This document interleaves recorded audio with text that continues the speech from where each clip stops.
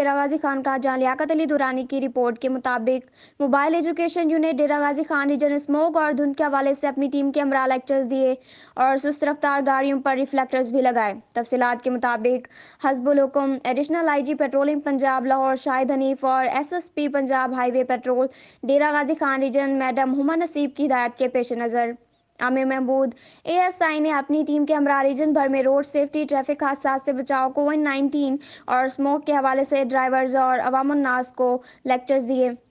انہوں نے کہا کہ بڑھتے ہوئے حادثات کا سبب غفلت، لاپرواہی، لاعلمی اور جلد بازی ہے۔ 18 سال سے کم عمر نوجوان ڈرائیونگ کے اہل نہیں۔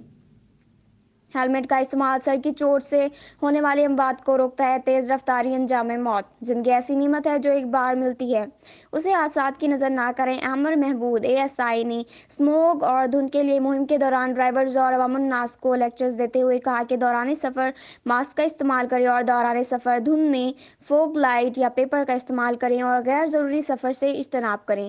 گاڑیوں کے درمیان مناسب فاصلہ رکھیں۔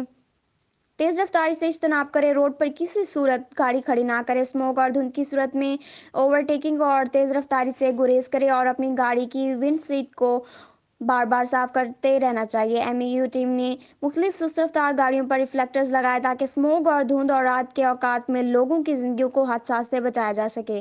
عوام الناس میں پمفلٹس اور معلوماتی بروشرز بھی تقسیم کیے۔ مزید اپڈیٹ کے لیے دیکھتے رہیے غازی نیوز ایچ ڈی۔